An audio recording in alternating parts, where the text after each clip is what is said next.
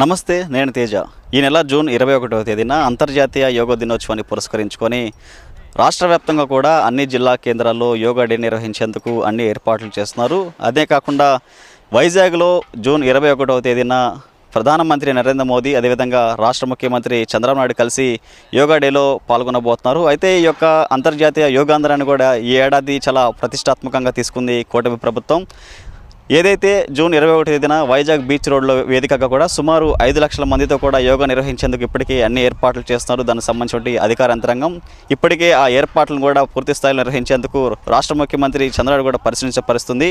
అయితే అక్కడ ప్రారంభమైన తర్వాత అన్ని జిల్లా కేంద్రంలో యోగా నిర్వహించేందుకు యోగా డేలో ప్రజలందరూ కూడా పాల్గొనేందుకు పూర్తి స్థాయిలో ఇప్పటికే యోగాంధ్ర పేరుతో కూడా అన్ని నియోజకవర్గాల్లో ఎమ్మెల్యేలు పూర్తి స్థాయిలో యోగాంధ్రానికి సంబంధించి యోగా డే నిర్వహిస్తున్నారు.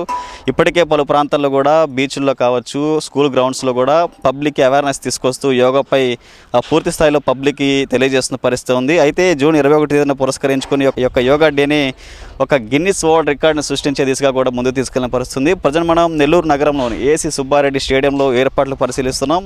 జూన్ 21 తేదీ సంబంధించి యోగాంధ్ర కార్యక్రమానికి ఈవెంట్ సక్సెస్ఫుల్గా చేసేందుకు ఇక్కడ చూడండి ప్రజానికానికి కూడా పూర్తి స్థాయిలో అన్ని ఏర్పాట్లు చేస్తున్నారు. భారతీయ సాంప్రదాయాల్లో యోగా అనేది ఒక ప్రత్యేక భాగం అనేది చెప్పుకోవచ్చు. దానికి ఒక ప్రత్యేకత ఉంది. ఎందుకంటే గతంలో యోగా అంటే దానికి సంబంధించి ఒక గైడ్ చేసేటువంటి యోగా మాస్టర్ ఉంటారు. దానికి ఉపాధి తీసుకొని దానికి ముందుకు వెళ్ళి యోగా చేసేటువంటి పరిస్థితి ఉండేది.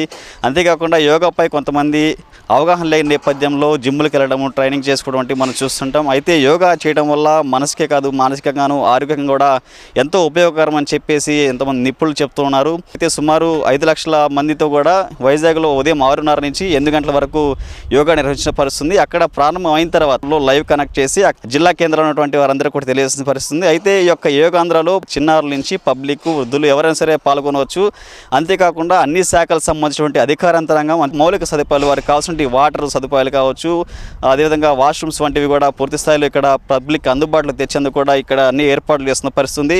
ఇప్పటికీ మన నెల్లూరు జిల్లా వ్యాప్తంగా ఉన్న గ్రామాల్లో, మండలాల్లో, అంతేకాకుండా జిల్లా కేంద్రంలో అయితే ఏసీ స్టేడియం నిర్వహిస్తున్నారు. అంతేకాకుండా మిగతా ప్రాంతాల్లో కూడా గవర్నమెంట్ సంబంధించినటువంటి ఏదైతే గ్రౌండ్స్ ఉన్నాయో, పోలీస్ పెరేడ్ గ్రౌండ్స్ ఇలాంటి వాటిలో కూడా పూర్తి స్థాయిలో నిర్వహించేందుకు ముందుకెళ్తున్న పరిస్థితుంది.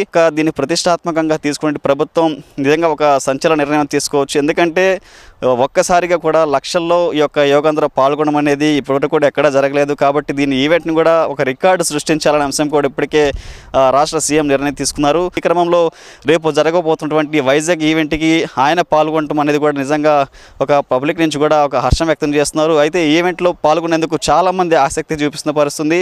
యోగాల సాధన చేయడం అనేది కూడా తమ ఆరోగ్యానికి మానసికంగా ఎంతో ఉల్లాసాన్ని ఇస్తుంది. అంతేకాకుండా ఆరోగ్యంగా ఉండేందుకు కూడా ఈ యొక్క యోగా అనేది నిజంగా ఒక గైడ్ అని చెప్పేసి ఒక లైఫ్లో ఇది ఒక భాగంగా ఉదయాన్నే లేచిన వెంటనే వ్యాయామం చేసుకోవడం ప్రక్రియ కూడా ప్రతి ఒక్కరూ తెలుసుకోవాలని చెప్పేసి పబ్లిక్ కూడా పూర్తి అవేర్నెస్ వస్తుంది. యోగాంధ్ర నిర్వహించడం పట్ల యోగా చేయడం వల్ల ఇన్ని ప్రయోజనాలు ఉన్నాయని చెప్పేసి జనాలు తెలుసుకుంటున్నారు.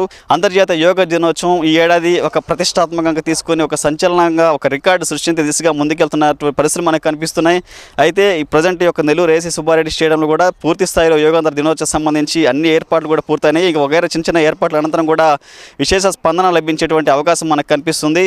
ఏదైతే గవర్నమెంట్ ఊహించిన విధంగానే పూర్తి స్థాయిలో సక్సెస్ అవుతున్నా ప్రజల్లో కూడా దీని నుంచి ఎలాంటి స్పందన వస్తుంది అనే అంశం కూడా ఇప్పటికే అధికారాంతరం కూడా ఎదురు చూస్తున్న పరిస్థితుంది. అయితే యోగాంధ్ర దినోత్సవం సంబంధించి పకడ్బందీగా ఏర్పాట్లు చేస్తారు. ఎందుకంటే పెద్ద సంఖ్యలో పబ్లిక్ తరలి వచ్చే పరిస్థితి కనిపిస్తుంది. ట్రాఫిక్ కావచ్చు, మౌలిక సదుపాయాల్లో ఎలాంటి అవాంఛనీయ సంఘటనలు చోటు చేసుకోకుండా పూర్తి స్థాయిలో పబ్లిక్కి అధికారాంతరంగా అందుబాటులో ఉండే అన్ని ఏర్పాట్లు చేయాలని చెప్పేసి ఇప్పటికే అధికారాంతరం కూడా తెలియజేస్తున్న పరిస్థితి. ఆ జూన్ 21 సంబంధించి యోగాంధ్రపై కూడా ఇప్పటికే ఏర్పాటు చేసిన పరిస్థితులపై కూడా తాజా పరిస్థితి. వీడియో జర్నలిస్ట్ ప్రసాద్తో కలిసి Teja, 4th estate, AC stadium నుంచి.